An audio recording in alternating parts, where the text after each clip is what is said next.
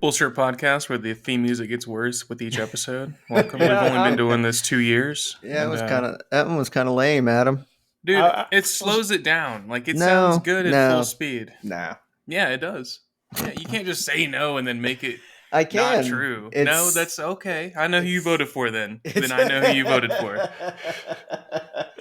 It's objectively bad because I say so. That's how objective works. Ah, yes. I forgot about that. Yeah. Well, I was just thinking it was like, that should have been the intro for some fucking show called Soundscapes or some shit like that. Today on Soundscapes. Brought to you by Brian Eno. And this sounds like you're at an airport, but it's empty. Later, we're going to be talking about Kenny G's bathroom habits.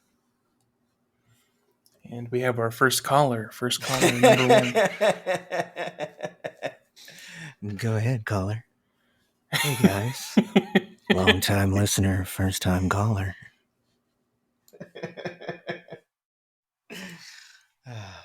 Shut up, Doug. Oh, come on. Roll with it. Sorry, couldn't help myself. It's random enough. What do you... Oh, I had no idea what the fuck you were talking about. Don't send me messages and then expect me to look at them. I don't look at anything when we're doing the podcast. The podcast. You need to look. Attention. No. Doug wants to talk about smells. Okay, let's talk about smells. It's Doug. only smells. What do you want to talk about smells? What do I want to talk about smells? No, yeah. I have a lot of random thoughts, and anyone who has ever met me will not be shocked by that statement. I'm shocked.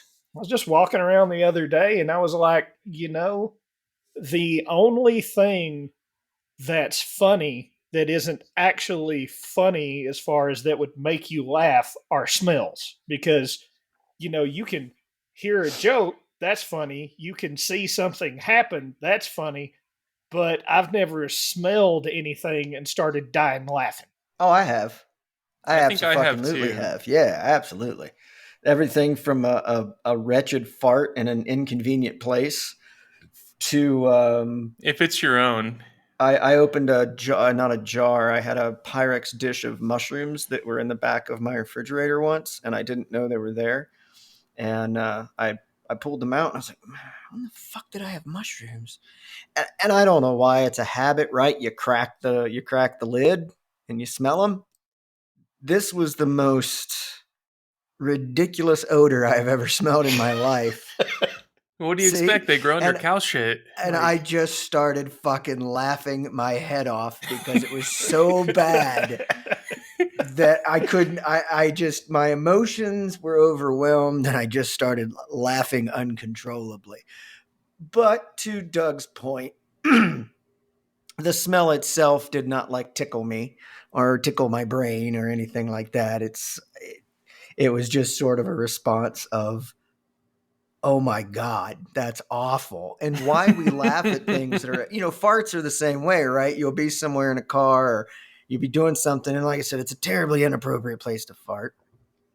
And all of a sudden you'll just be like, oh God, Adam, oh my Jesus Christ. And you start laughing, right? Right. But it's the situation that makes it funny. It's not the smell that makes it funny. But couldn't you argue that a joke is the same way, right? Because what you're doing is you're describing a situation and that situation is funny. The words themselves are not necessarily funny, right? It's the situation.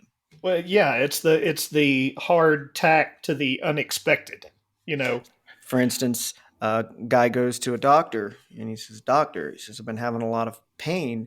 And the guy says, where? And the guy says, my butt. And the doctor says, well, where at on your butt is the pain? And the guy says, right near the entrance. And the doctor says, well, if you keep calling it an entrance, it's going to keep hurting.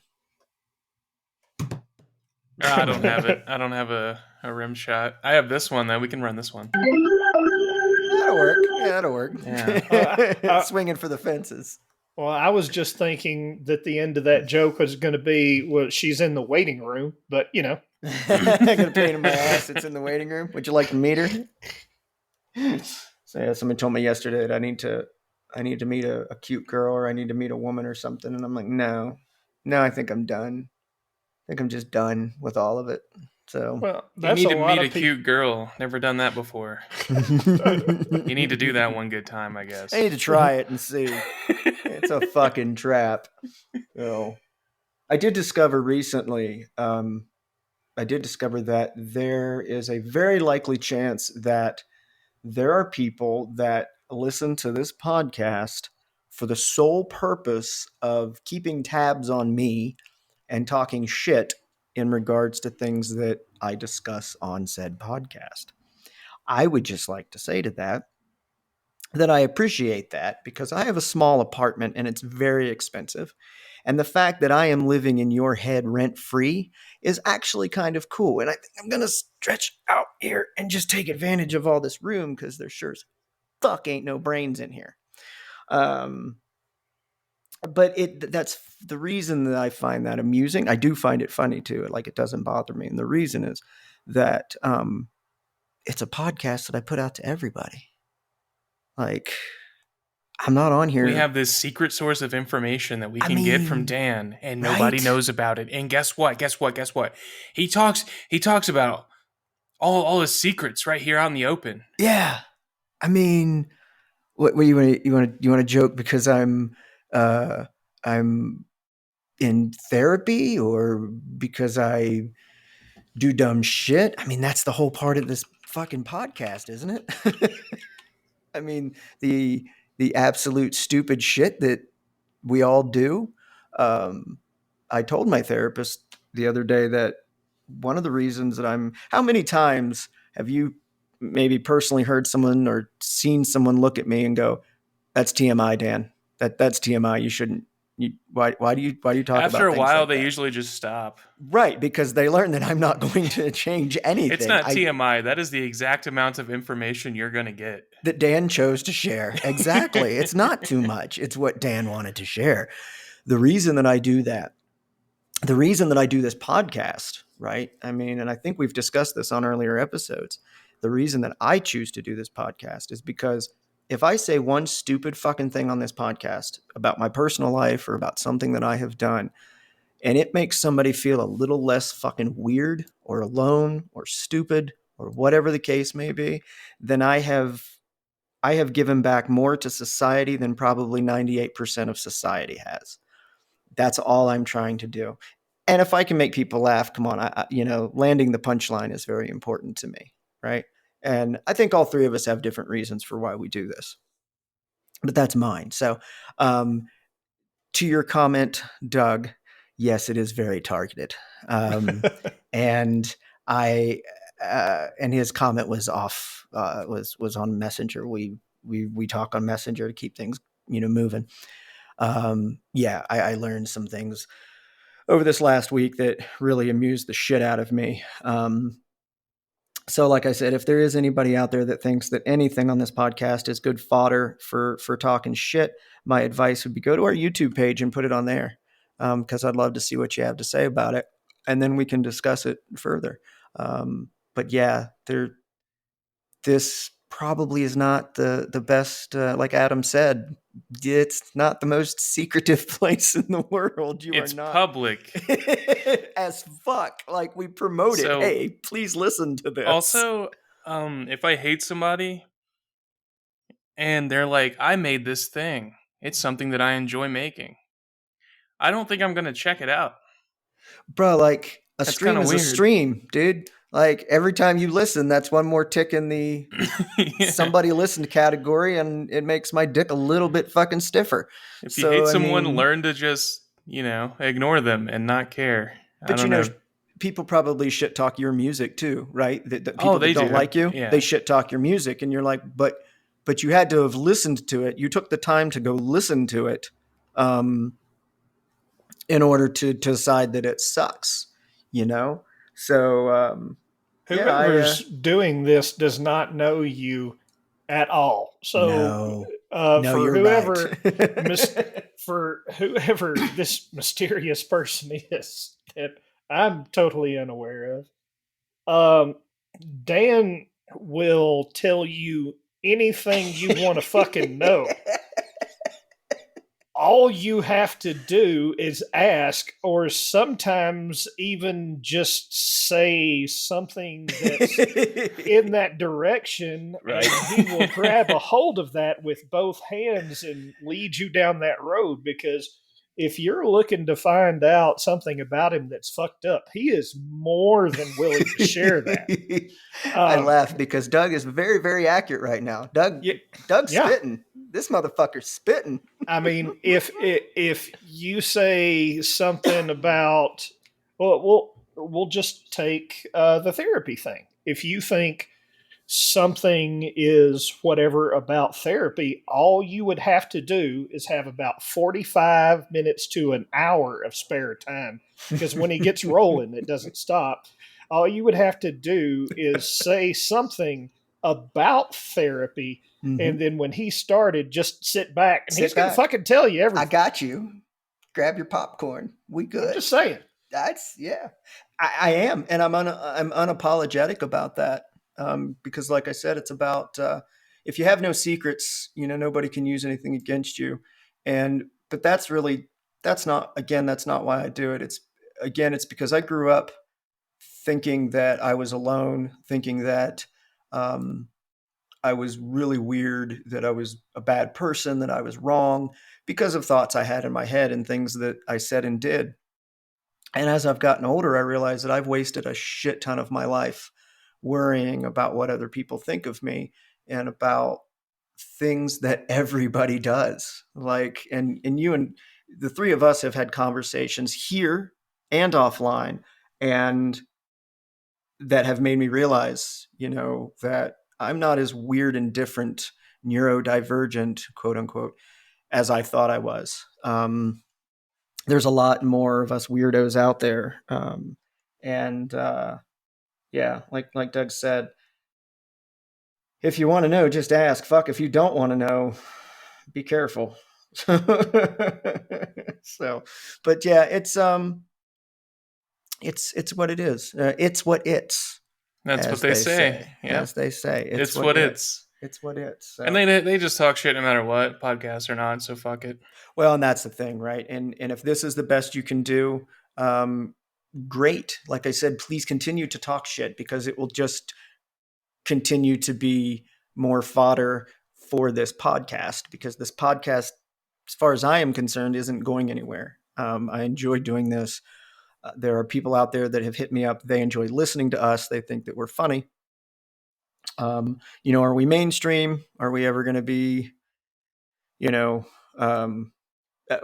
Spotify here recently, they pump out at the end of the year, they pump out like all the different bands you listen to and how many hours you spent on listening to music, etc. And one of the things they do is podcasts. And a friend of ours showed us that we were, I think, number 3 in their podcast list.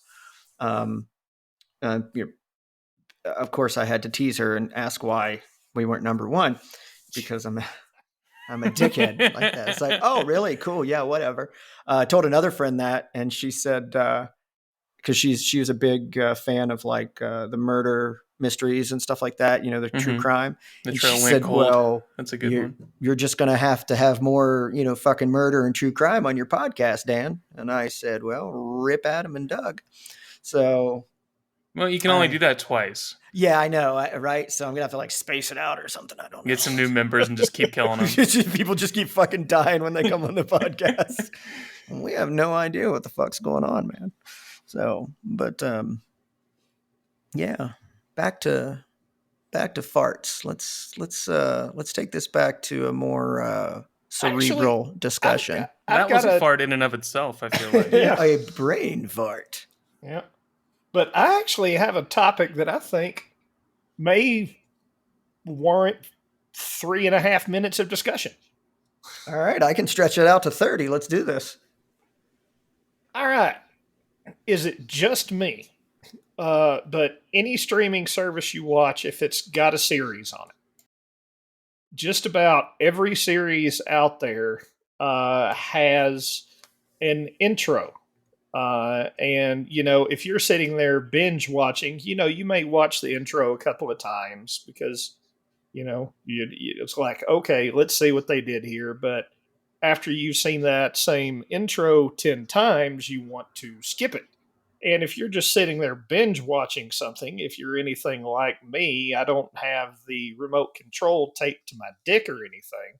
So once it gets up to that new episode and it hits the part where it gives you the skip intro option, I am never able to find the remote in that 10 seconds that they give me to be able to skip the intro.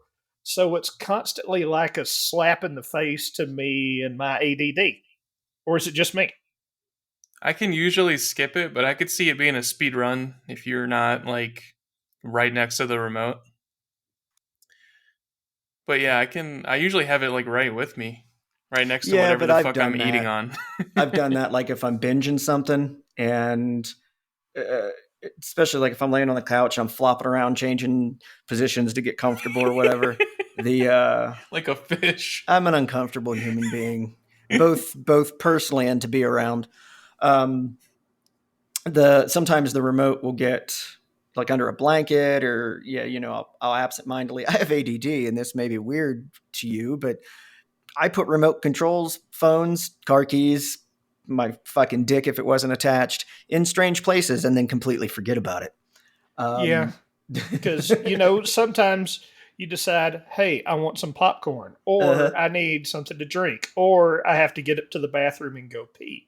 Right, And whereas before you were sitting there mentally prepared with the remote control in your hand, you were right. just doing whatever passively. Now you get up to go piss. The overriding thought on my mind is, hey, I have to piss, not let me place this remote control specifically in this spot so I know exactly where it is. No, I'm thinking I got to go piss. So I But just set the fucking thing somewhere. right. Or take it with you. Like I will, because again, I'm absent minded, and you said, oh, yeah, I'm going to take a piss. And I'll just walk in, I'll pick the remote up, I'll hit pause, and then I just stand up and walk away. And the Yeah. goddamn remote is in my hand. And then I get into the bathroom and I like set it on the sink or on the counter, I do my business, whatever. And then I'm like, ooh, I should grab something to drink while I'm up. Grab something to drink, whatever. Da, da. Sit down, fucking maybe go research something on the internet for 10 minutes because something popped in my head, change the laundry, what the fuck ever. And then I sit down and I go, where is it? Where's the under the blanket? Mine ends No, up what in is the it? fridge a lot. Oh yeah, yeah. Fridge is fridge is actually the refrigerator is now the first place that I look if I'm watching TV and I suddenly misplace either the remote, my phone, anything like that. Because I'm Yeah, like, they're I'm going to need this drink and I'm going to get a snack that'll take both hands. I'm going to sit this down right here right here. and get this. And fuck it, just close the door. Sprite. I mean, you got to close the refrigerator. But yeah, I will lose the remote, and then that skip intro thing will pop, and I'm like, God damn, where the fuck is it? God damn it! And then that turns into a whole thing too. Um, my other favorite is I take my glasses off because I'm incredibly nearsighted, and I'm getting older. And as I get older, my eyes, as you get older, your close up vision gets worse, and that's why people need reading glasses or old man glasses. And so I'm at that point where my my eyes are kind of shitty in both directions now. I've got this sweet spot with my glasses that I can see, but I look like an old man. I got to hold it way out there. But if I take my glasses off, I can hold things right up to my face. Adam and Doug have both seen me do it. I mean, I'm talking like maybe 3 or 4 inches away from my nose, and uh, I can see that way. And when he does it, he stares at it intently as though he's trying to move it with his mind. I really do. Yeah, I've seen pictures of me doing it and I laugh because, but it's comfortable and it's easy. The problem that I have is that I'll take my glasses off and I mean to put them, typically I'll put them like on the arm of the couch or the chair. I'll hang them over that, or I'll put them on a little coffee table if I've got one. But sometimes I don't. Sometimes I'll just set them next to me. Then they'll crawl under a blanket. They'll fall on the floor. All on their own, huh? All on their own. They'll crawl under a blanket. Yeah, they will crawl under a blanket. I have literally had to go into the bathroom, put contacts in, to then find my glasses because they were so fucking just gone. They were just lost. So Scooby-Doo episode over here. Exactly. Yeah, to find my glasses. I can't find my glasses. Yeah, exactly. My favorite. I remember I was probably about 12 years old, maybe. We were living in a trailer park in Cincinnati, so that's what I'm basing my age on. Was about 12 years old, and I woke up. My dad came in and woke me up, and he came back in the room to make sure I was awake because I'd fallen asleep like in the afternoon or something, and naps pissed him off for some reason. So I think he was like, get up and go to bed or something. Enjoying your sleep. What's wrong with you? Yeah, it sounds like my parents. So he comes enjoying back in things. In general, in general, yes, in my house, in general. You appear to be in a good mood. Yes, you guys are summing up my childhood, and to think I'm paying that fucking therapist as much as I am, I could have just, just keep popping shit on the podcast. So he comes back in, and I'm on my hands and knees crawling around the floor, and he says, "Daniel, what are you doing?" And I said, "I can't find my contacts. I lost my contacts." Or my glasses were there. Anyway, I had contacts in my fucking eyes. I had contacts in my eyes, and that's how I could see to look around to try and find my fucking glasses or whatever it was I was looking for. I was just I've looked for my glasses with my glasses on. I have too. I'm like, where did I put they're on. I'm just, my eyes suck. Yeah. I've looked for my glasses while they were in my hand. Done that too. Yes, sir. I have done that too. I've been sitting there, had my glasses in my hand, start looking around for my glasses, go to pick something up, realize I can't pick it up, put the glasses in the other hand so I can pick up the thing with the hand that I wanted to move in the first place. Yep. And then have it occur to me 30 seconds after that. Wait a second. I've got my fucking glasses in my hand. So I don't know if this is just a millennial thing, but if I'm talking on the phone, sometimes I won't know where my phone is. Oh, yeah. Because we don't really talk on the phone anymore. Yeah. We need to see it to know. Yeah. We're like a dog. If we can't see it, it's not there. It's a weird subconscious thing because I've done that. I've been on the phone talking and then been like, where's my phone? phone? Grab my phone and check the thing. Yeah. And it's like, hey, fucktard, it's in your hand. You're talking on it. God damn it. You can't pacify yourself with it while you're talking on it. Bingo. That's exactly it. Yep. It's become a incredibly expensive high-tech fidget spinner. Yeah. And I do that a lot, and I've actively been trying to stop doing that. We were talking again, maybe on the last podcast, I don't remember, about the women or the girls that they think are developing Tourette's because of TikTok. Oh, right? Yeah, with the dopamine and the high dopamine versus low dopamine activities. Right. You can tell by Adam's laughter how we all kind of felt about it the first time we heard it. Adam and I we riffed on that for a while. We just thought that was the most ridiculous thing in the world. And more studies are coming out, and more psychiatrists and shit are going, maybe. And it's like Doug said, it's about dopamine and how the brain processes that. For those of you that don't know what dopamine is per se, consider it or think of it as a feel-good chemical in your brain. When you do something and you enjoy it and it feels good and you like it, that's dopamine. And it's not bad. I mean, we need dopamine. It's why we don't just lay around like slugs and be like, we should eat. I think serotonin has a lot to do with that too, but it's all yeah. Because I had a case of somehow having too much serotonin for a few weeks. Someone I never met told me that if you do something, your brain will then have an excess of serotonin for a number of days. Drugs. And if you happen to do them while you're on SSRIs, which already increases your amount of serotonin, then you will have it for about a week. Have you ever heard I did lay around like a slug, and I didn't eat or do anything. Uh-huh. serotonin, dopamine, and there's another one. They're all very closely related, and there's a certain balance there that you need.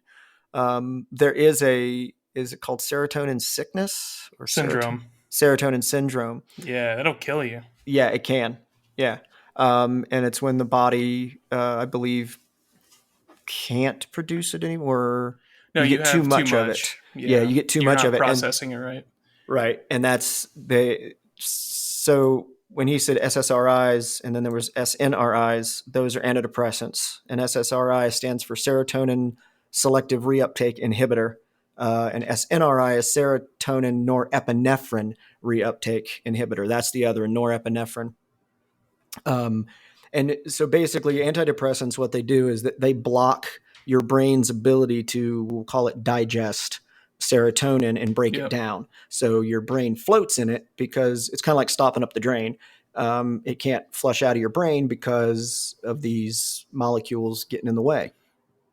So if you do that and you have a bunch of it, sometimes the brain just keeps producing, and yeah, the shit can kill you. So, and dopamine, anything that somebody can suggest that you get excited about, in anticipation of, that's more of a dopamine thing. As far as that, you get that high immediately, and then you get that high sort of afterward. Those are dopamine based activities.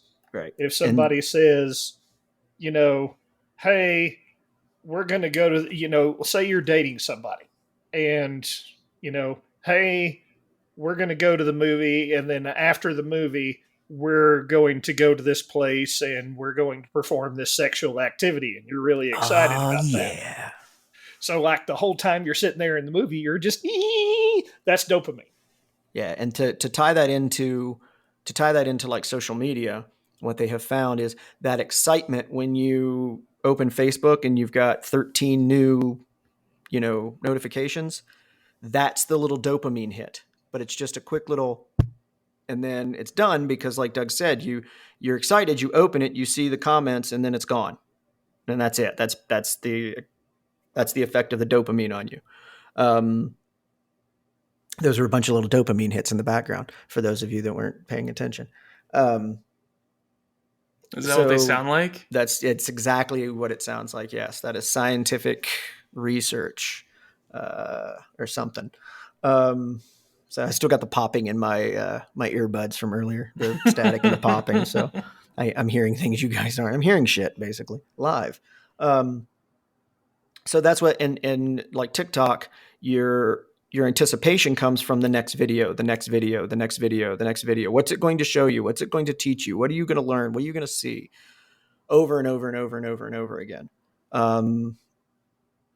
So there's some question as to whether or not if these little dopamine hits over time are causing some sort of potential ailment in the brain.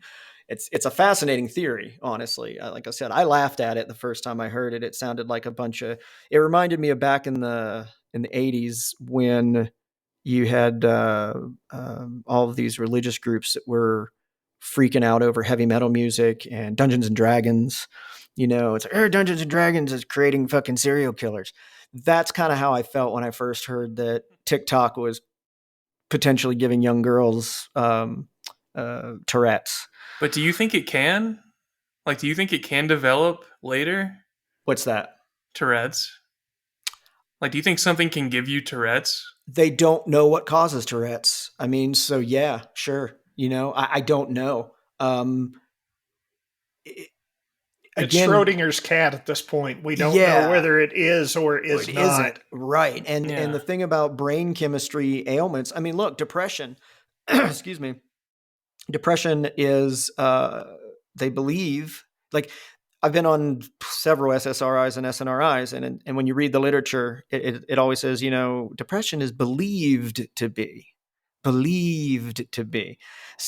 meaning that they don't know what causes depression. And they know that, or they have found that adjusting the brain chemicals kind of helps, right? But is it because the brain can't process these chemicals? And why can't it process these chemicals? I'm a believer that trauma they know that trauma rewires the brain, right? I mean, they've done tons of studies on that. Yeah. So is it that when you rewire the brain like that, you're causing it to need more of something, less of something, that it can't create it, that it doesn't digest it right? That's where they start to kind of lose their confidence when they're talking about it. So yeah, I mean, why not? Maybe Yeah, it makes it tough to understand that stuff when you have like ethics and like you can't just cut someone's brain open while they're sitting there and be like, hey, what's going on in here? And do probing and stuff. And that's, people get really upset because of animal testing. And I'll be the first to tell you that I am not against animal testing. Now, I am against animal testing in the sense of, cosmetic companies used to take rabbits, I think it was, and put cosmetics directly into their eyes to see what it would do, what kind of damage it would cause. Yeah, that's where a lot, and I think that kind of shit, I think it needs to be, if it's not medical and it's not to try and advance medicine geared towards human beings, then I'm not into it. If you're doing it to decide if a new fabric is, going to cause eye irritation or whatever, I'm not into that. Like, I think, but like a lot of things, I'm not hard left or hard right on a lot of things. And this is one of them. It really depends. If you're doing fucking cancer research in monkeys, or like you said, you got to cut a monkey's head off to fucking play with its brain. I don't want any animal to suffer, but let's not call it play. Let's not say we're playing. let's not say we're playing with his brain. That would be the most fucked up volleyball game in the entire world, right? Hey, Doug, catch! Ha ha. You want to know the most fucked up company in the world? Sure. Oh God, go ahead. DuPont. Yeah. I was watching a video about Teflon the other day, and they just didn't give a fuck. Nope. They're like, yeah, this kind of like stays in your system like forever, like mercury does, but we're just gonna like just dump it in this river. And now 97% of people in the world have Teflon in their blood, but it's fine. I think it'll be all right. Well, it just keeps things running smooth. You don't get cholesterol. It's been linked to fucking kidney problems and fucking testicular cancer and makes sense. All kinds of shit. Yeah. You get these molecules that never existed in the human body and shouldn't. But nothing will stick. Right. That's what I was saying. You have no cholesterol, right? Your veins will stay nice and your kidneys will stay nice and clean as they're fucking. But you won't have to scrape eggs out of your pan anymore. But even burnt food doesn't stick to Teflon. Right. I mean, I don't use a lot of Teflon. I don't use a lot of coated. I have one coated pan, and I typically only use it for low heat applications like eggs and things like that. I don't use it at all anymore. Ever since I got turned on to how shitty Teflon is. Yeah. But it's probably too late anyway. But I mean, there's a difference between several micrograms and hundreds of micrograms, and et so cetera, I learned in 2010. Oh God! Are you going to share with the rest of the class, or? So I did something once that increased my level of serotonin a little too much, and then I couldn't eat for. I knew where you were going. That as soon as you were thinking microdosing, but still, micrograms works. Well, and that's the thing about millennials and even Gen Z and the internet in general. People say, "Oh, the internet's evil. The internet's terrible," and they focus on social media and everything else. And I have always been a proponent from the days of the beginning when the internet became commercial. I always had the opinion that it's a tool and it will be used for good and for bad. There will be people that exploit it, but at the same time, information like that, like about Teflon. That's not something that really would have gotten much traction in print media. And if it did, you still would have had to, Popular Science or whatever the damn magazine would have been, you would have had to have gotten a hold of that magazine, that newspaper, that article. It's not as... Oh, for them, it would have been way back in the day, if you want to drag this back to like 1984, that would be a page 8, item. Right. Right. Exactly. Yeah. But it would wind up, if they did the appropriate studies, it would wind up being taken before some sort of government panel, and then they would do the same shit with it that they did to lead. Yeah, they had to reimburse this farmer because his farm was like adjacent to the DuPont place, and like his cows kept dying because they were like the water was running off onto his field, and they were fucking eating the grass and getting Teflon and just dying. And that would have never 20, 30 years ago. I don't think that kind of information would have ever gotten much further than the town that the people lived in. Yeah. It might have made the local paper. Maybe. Right. They and that's tried what to I meant by squash it, yeah. Right. And that's what I meant by print media. It's a lot easier to squash it in print media. But the thing about information on the internet is once it gets out there and it replicates, good luck, and these companies, I do believe, hell, there was a coup in some country. I don't remember because I'm a fucking tone deaf American, but, there was a coup in a country years ago, and the whole thing was like, I'll call it televised broadcast on Twitter, because these groups had gone in and they had shut down television and radio and all that, but they weren't able to shut down cellular so much because they needed it too, right? So people were broadcasting all of this crazy shit going on by their government via Twitter. Not something that could have happened 30 years ago. 30 years ago, they could march into a town, wipe everybody out, and guys like me and you would have never fucking heard about it. We would have never known. So, and the amount of information that's out there, there's a joke that, people say that we all thought that ignorance and stupidity came from a lack of information, and then the internet proved that was not true, right? Because of confirmation bias and the fact that you can go out and find whatever the fuck you want. I was having a discussion with somebody yesterday about vaccines, and this was just on her page, like her profile, and we were just discussing it, nothing major. And all of a sudden this woman comes in like Leroy fucking Jenkins and starts throwing articles from some ultra fucking crazy rag about how vaccines will kill you and all this shit. And I didn't even bother getting into it, and I'm not trying to get into it now, and I'm not trying to spur that conversation because I'm so over all of that.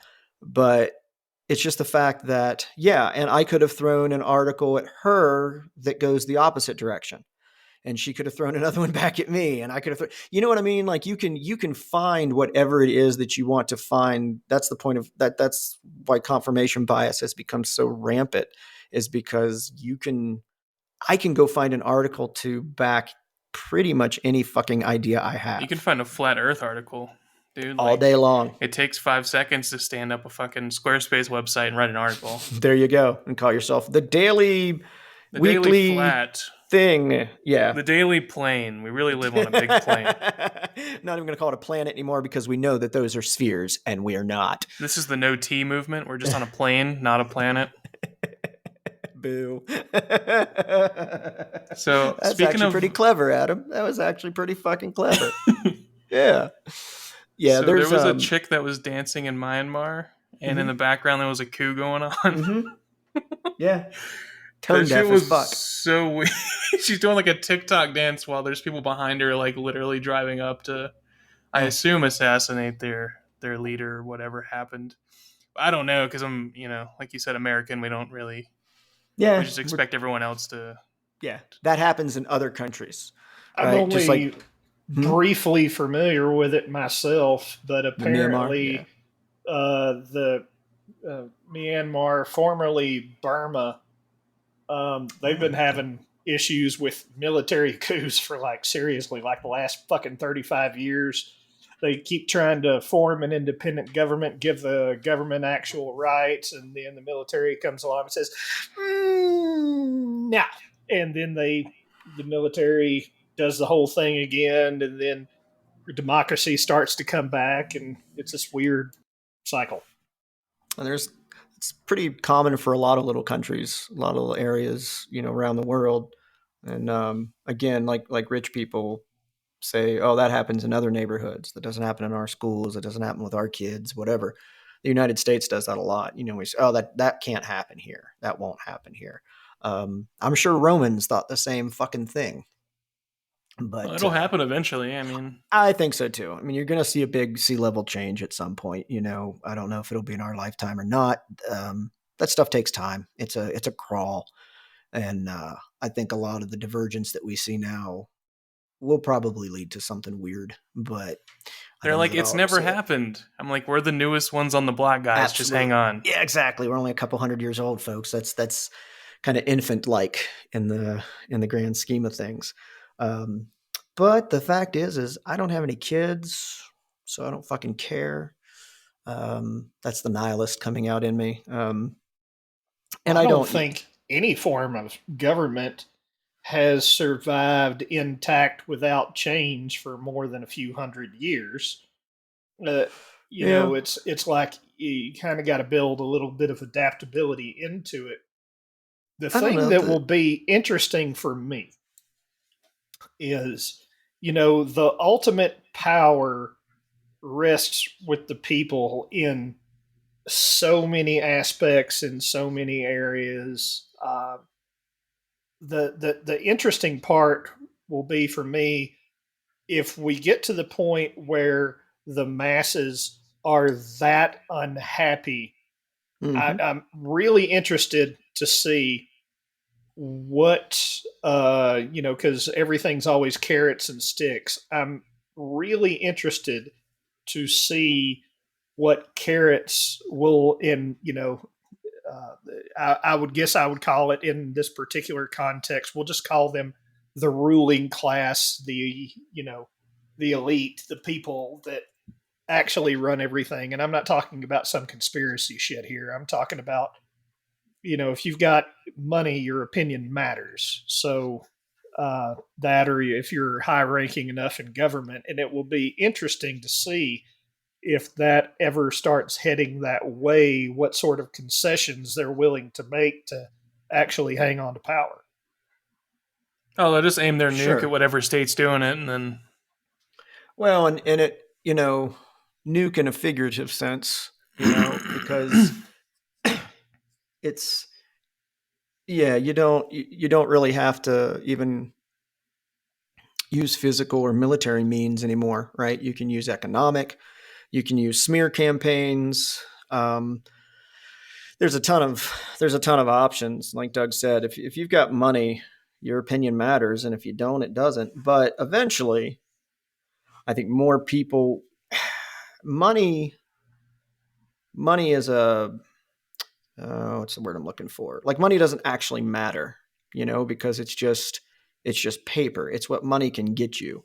It's the convenience and the pleasure, and it's the dopamine and the serotonin that it can get you. It's your ticket into the game. Right. You got more tickets. I'm just saying. Yeah. It's like a raffle. More tickets, more chances to win. Yeah, more chances to win. Absolutely. But I think that at some point you get into things like, food, water, shelter. There's a phenomenal documentary that I always push on people called Flow, FLOW. And I think it's on in entirety on YouTube. Sponsored by MaxiPad. Sponsored by Aquafina. The entire thing is about how companies like Nestle have gone in and literally lowered the water tables for entire towns from pulling all the water out to bottle it and sell it. And we know that we've got droughts and shit like that.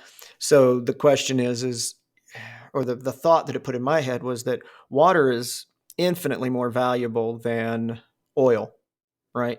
I mean, you don't have to have oil to survive. It makes life more convenient to have electricity and things like that. But you do have to have water. So controlling water would be a very strong, it'd be something that people would want to do in order to control the masses. There's a family in California that they own a bunch of almond farms, I think it is. And they have been...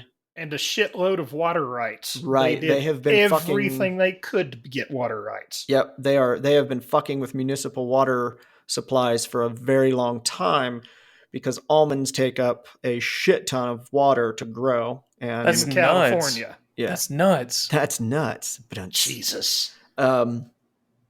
So again, you've got it's controlling the water for your own purposes. People were talking about how it's been hard to find orange juice during COVID and everything. And then just here recently, Brazil basically said, we are not going to export orange juice to the US anymore because of all these export fees and tariffs and things like that. And people say, oh, well, we've got enough in Florida and California and et cetera, et cetera. No, we don't. Right. And we it's used to. Then why do we import it from Brazil? That's what kills me when people do that. We got enough right here. Why are we getting oil over in Iraq if we got all that oil right here? I don't know. Why do we, man? That's a very good question. Why do we then? Why are we getting orange juice? Why do we get a lot of our beef from other countries? Texas got all the shit. We get all of our meat from Texas. You may want to dig into that, Sparky. There's a lot of things that I think people think that we have enough of right here, or that we get right here. Maybe we don't, but maybe it's just cheaper. And then you got to ask yourself, why in the fuck is it cheaper to get a widget from China than it is to make it right here in the United States? Why is it cheaper? Because we abolished slavery and they didn't. There you go. Is it cheaper for these companies to get? Because it's got to be about being cheaper for a company to do it. Companies don't do things because they should, because they're more it has like to be obligated. way cheaper to get it from China, ship it over here, and it's still cheaper. Right. It has to be it's got to be the cheaper. Shittiest fucking version of whatever it is you're getting. And the same with orange juice. If it's that much cheaper to get it from Brazil, that companies, because I know the two that were affected were, I think, Tropicana and Simply Orange. And I'm a huge Simply Orange fan. I love the taste of that stuff. A lot of sugar. Yeah. So good. There's two of your biggest players right there. So why are we getting it from Brazil, right? I mean, I don't know. I have not researched this, but my gut feeling tells me that it's money, right? Yeah, there's a reason that we're doing it, or we wouldn't be doing it. Right. Follow the money. So your gut feeling, if you actually give a shit to know, or I can shut up now. Let's do it. I give you my undivided attention, Doug. They've had a fungus that is spread by something along the lines of like fruit flies. Terribly common shit.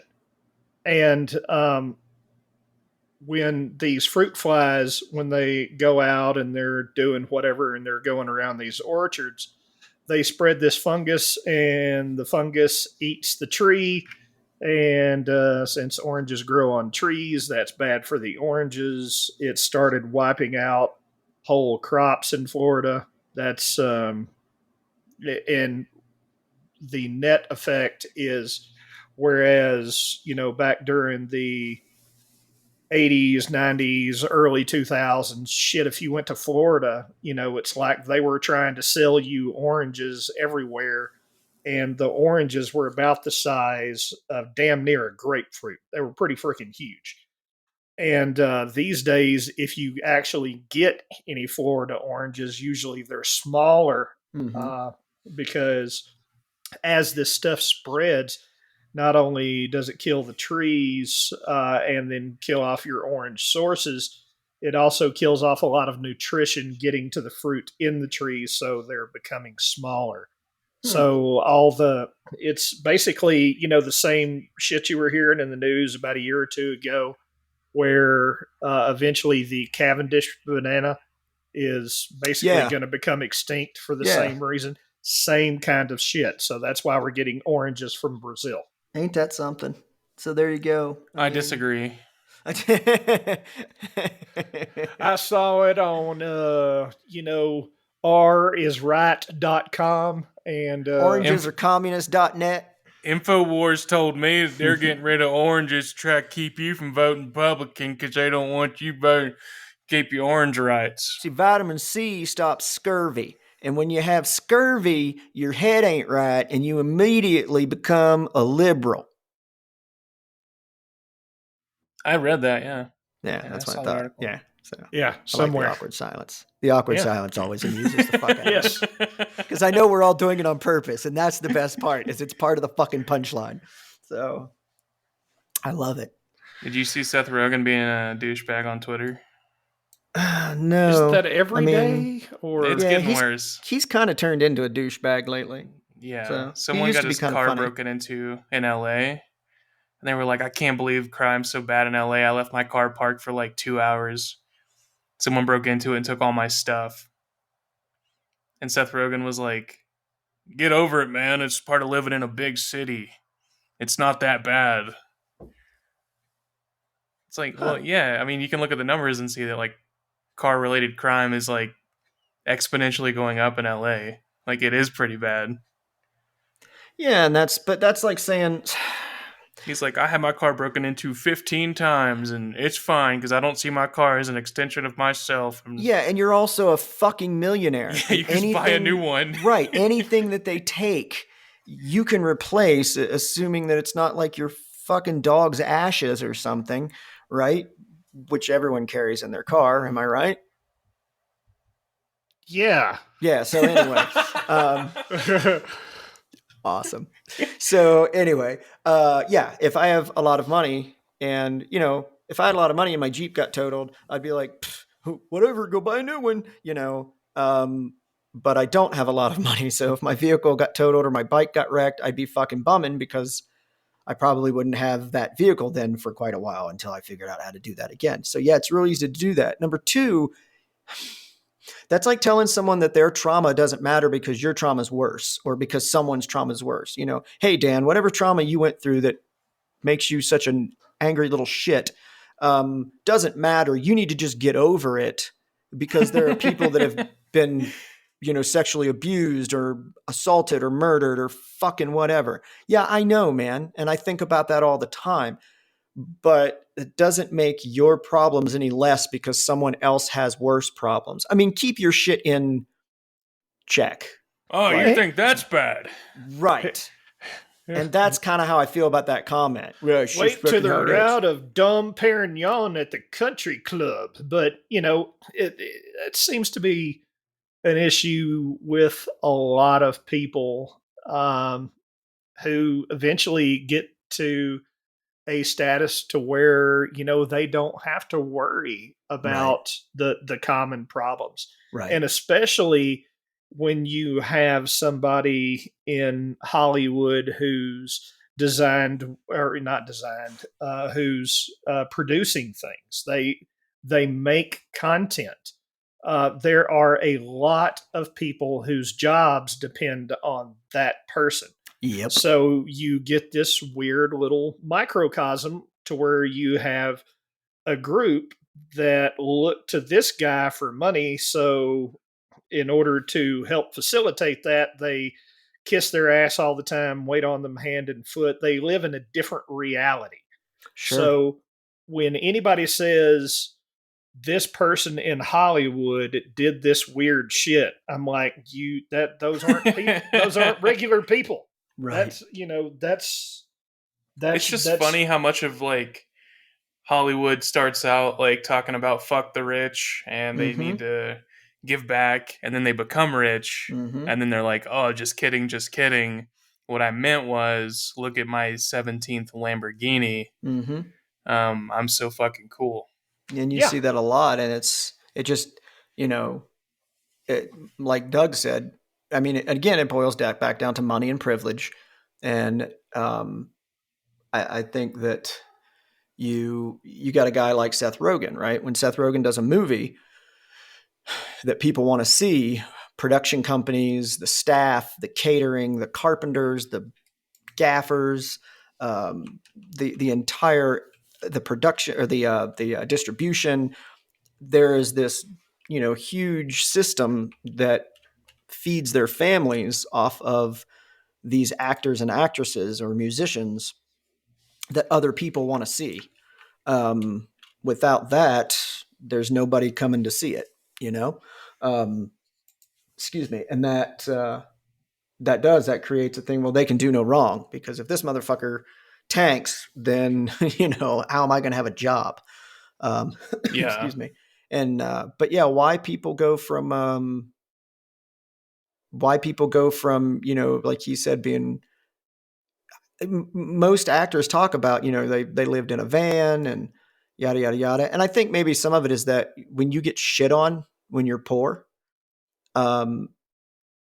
it creates a mindset where you wait, motherfucker, one of these days I'm going to be rich and then I'm going to shit on you. Right. And nobody's going to shit on me anymore. And I think, unfortunately, what that winds up twisting into is that you shit on other people. And in your mind, it's okay because you know where you came from. You're like, I know where I come from, motherfucker. You know, I busted my ass to get here and I went through a lot to get here. So I should be happy and proud. And I had a friend that posted something on Facebook the other day. It said, don't let the people that, don't let the must be nice people bring you down. Meaning that you've got like somebody will buy something, you know, and you always get that person on social media that's like, oh, it must be nice. Like for me, it was the Jeep, right? Oh, it must be nice to just go out and buy a fucking Jeep. I just tell people, yeah, it is. You know what? That's actually where I'm at with it in life. And I don't mean that to sound like some sort of it is nice arrogant prick, but you're right. It is nice. I am very fortunate. I am I'm privileged and I'm happy. And I have worked very hard to get where I'm at. I gave up a lot of weekends, a lot of nights, a lot of, I was going to be a fucking rock star. You know, I was going to be a musician and I gave all of that up to get a real job, quote unquote, and have insurance and benefits and things like that. That's the path that I chose. And I'm definitely not shitting on anybody who chooses not to do that. It's just the path I chose. But in doing that, I sacrificed things I wanted to fucking do. So now I'm an age and it kills me. I was on the bike this summer. I stopped to get gas and this kid comes up to me and he's probably about 20 years old. And he's going on and on about how he sure would like to have a Harley, but he can't afford one. And, must be nice. And, he can't make any money or whatever. And he's just going on and on and on. And finally, after a couple minutes of it, I was like, hey man, let me ask you a question. Yeah, man. How old are you? I'm 20. I was like, 20. Okay. I said, you know how old I am? Said, I know, no, sir. Do you want to take a guess? He's, and he just kept stammering. And I said, I'm 46.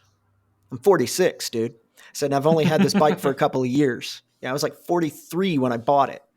Yeah. I've been on this planet twice, more than twice the amount of time you have. Calm the fuck down. You know, that people see what you have and they don't. And I probably was like that at that age too, you know, but now I see somebody with a Corvette or, you know, a nice vehicle or whatever. I don't really shit on people for that anymore. You know, I mean, I don't know what their credit rating looks like. I don't know what their credit cards look like. Good for them. If that's where they chose to put their money, good for them. I mean, I work with guys that have been in this industry for well over 20 years and have done very well for themselves, but they got out of the military, jumped right into a career and stayed in it. Fuck. Okay, good. They should. I hope to God they can afford nice things, or what in the fuck is the point? You know? I don't look at other people and say, oh, it must be nice to have $1 million home. I don't care that much about stuff. I don't either. The stuff that I have, like if I want it, I'll go get it, but I'm not worried about like someone else's stuff. No, and I'm especially not worried about like flaunting my stuff. Yeah. That makes sense. You know, like, oh, look what I have. Because it's for me. It's not for everyone else. Yeah, it's never been about showing off or showing other people what I have. And every community has it. In the Harley community, there were guys that would roll up on, you know, $50,000 Harleys and just want to talk about it the whole time. And same in the Jeep community. It's $50,000 because I paid $50,000 for this $50,000 bike because it's $50,000. It's like, okay, cool. But what's actually dope about it? Like, I don't care. You could pay $50,000 for a pile of actual shit. Like, what is dinosaur shit? Can you tell me about it? No, $50,000. Yeah, you ain't got that. You ain't got that. Right, and that's what it becomes about. Anybody who thinks stuff is really important obviously has not moved enough times. And on that note, I say we move this to one more podcast in the series. Check.